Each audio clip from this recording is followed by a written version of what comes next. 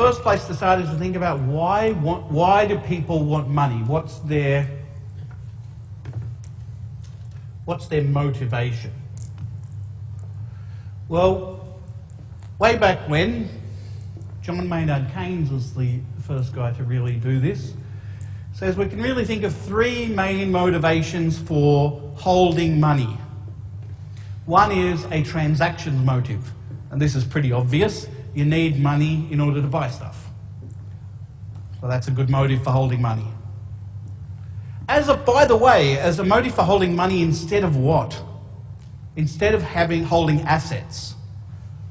Right? So you could buy, for example, a whole bunch of stuff.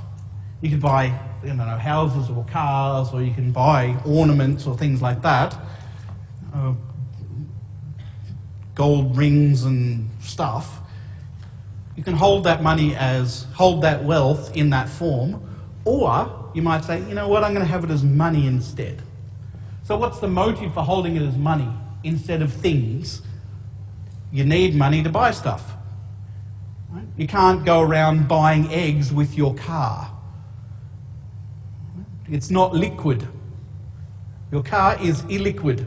You can't exchange it for things easily. You can over time, slowly, but you can't do it for everyday stuff. What's another reason for holding money? Well, you might need to hold money, have some money on hand for a rainy day. That is, for unexpected future expenses. Always good to have a little bit of money in the bank on the side. This is kind of a little bit old-fashioned now because everyone has credit cards. But the kind of example would be things like, you should always have some money on hand in case, for example, you need to go to the dentist and it costs $10,000. Not 10,000, that's ridiculous. $4,000. You need $4,000 to go to the dentist. Now, if you don't have money, then you can't go to the dentist. So it's always good, but you don't know when you're going to need to go to the dentist, so you need to have that money on the side. Or what if you become unemployed? These are all kind of old examples because it's coming from the 1930s. What if you become unemployed? How are you going to live? It's a good idea to have some money on hand in the event of that emergency. Yeah? So this is less relevant to Australia a lot of the time than a lot of other countries, because a lot of the things we would say, well, you'd better have a bit of money on the side just in case, don't really apply to us that much. So we don't say, well, you'd better have a bit of money on the side in case you're in an accident and you need to go to the hospital and you've got to pay the ambulance. In Australia, that's not a huge deal. In the United States, that's a big deal. You're going to get a large ambulance bill. So you'd better have some money on hand. In Australia, it's less important. Or if you become sick and you don't have private health insurance, not a big deal in Australia. In the United States, it's a huge deal. You need to have some precautionary savings on hand. Okay, so there could be a precautionary motive. That's a reason for holding money. And there's also an assets motive. You might like to hold some of your wealth as money in money form because it's less risky. It might be less risky than holding it in some other form. For example, instead of holding your wealth as money, you could hold your wealth as company shares.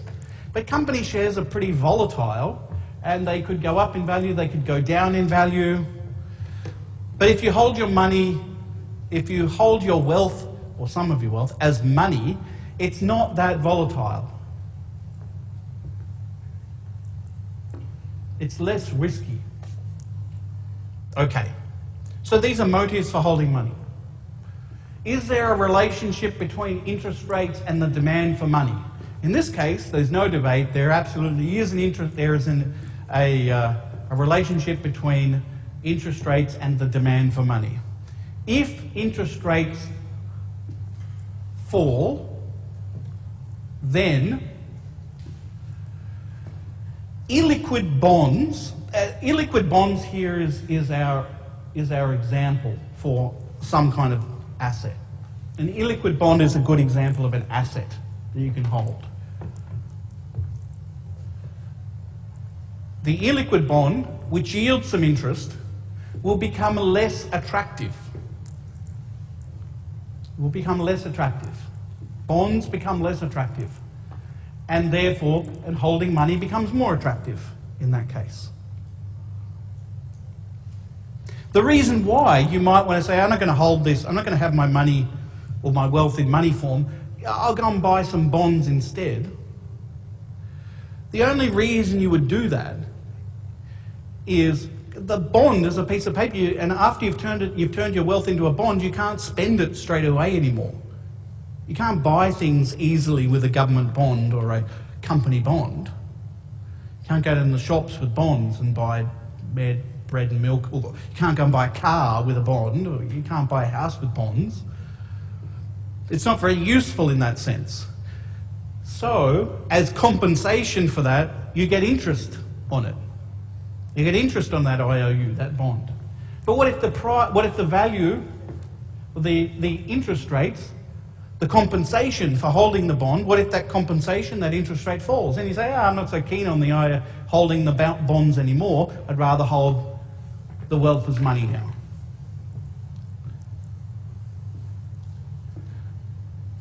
So it leads to a rise in the quantity of money demanded. But why is holding the money more attractive? Well, I already gave one kind of explanation, but there's we could really say three parts to it which relate to the motives that we looked at before. One is, buying goods with money becomes more attractive than holding an illiquid bond, a piece of paper which gets you very little interest. The rate of interest falls. Why do I want to hold a piece of paper which gives me very little interest? I'd rather go and buy stuff with it instead. A transaction motive.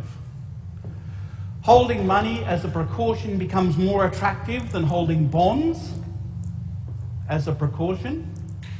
You can say, well, I'm going to hold my money for a precaution. I'm going to hold my wealth, some of it as for precautionary reasons, for a rainy day, just in case something bad happens. Maybe I could hold it as a bond. Well, yeah, but that means it's not liquid. You can't easily go and buy something with it if you need to. So that becomes a bit risky. So you'd want a high interest rate if you're going to hold your wealth for precautionary reasons in bond form. But if that interest rate falls, you might say, no, maybe I'll just hold it as money instead. And if bond interest rates fall, then what tends to happen is that bond prices will rise. The price of bonds rises. Okay? The price of bonds now rises. But that can lead to the speculation that if they've risen now, in the future, they're going to fall. And if the price of bonds in the future are going to fall, then I will want to have money in order to buy those cheaper bonds in the future. So this is just for speculators, the last motive. So they just want to hold money so they can speculate more easily on bonds, on the price of bonds. Anyway, the main point is that when the price of bond rates, interest rates fall, then there's an increase in the demand for money.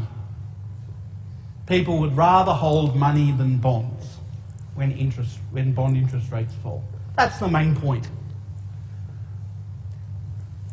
So we get this relationship between interest rates and the quantity of money demanded. When interest rates fall, the demand for money expands. People would rather they will demand money and want to hold money instead of holding bonds, which have a lower interest rate. So what can cause the demand for money to increase or decrease even if the interest rates weren't to change? Well, first, the delta there, the little triangle, just means change. There might be a change in household disposable income. So if household disposable income rose, people might want to buy more things, and so they would demand more money. A transaction motive.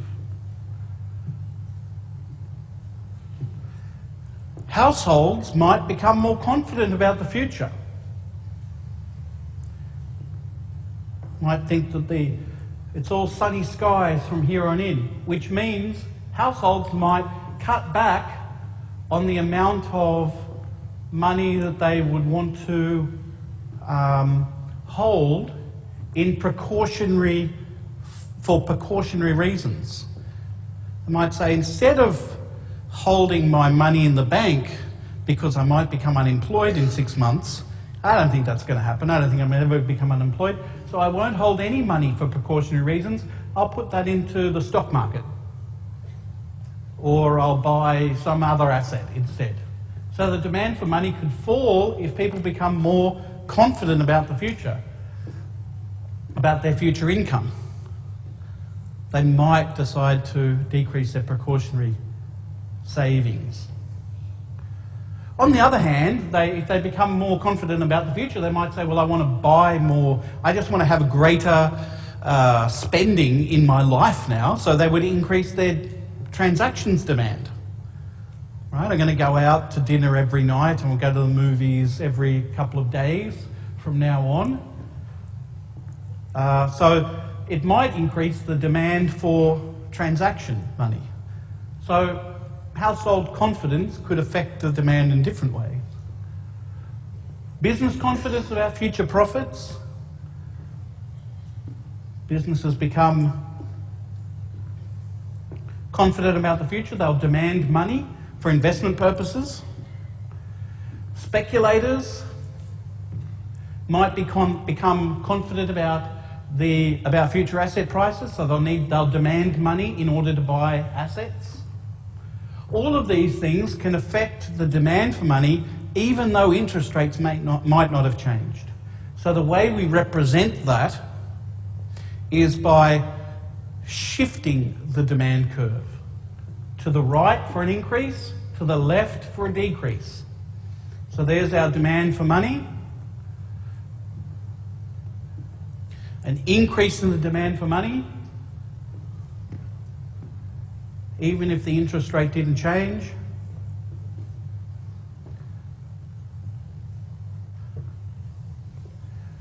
Results in a greater quantity of money being demanded at every level of interest rates. Okay. And we know the reasons for that: high disposable income, confidence about the future,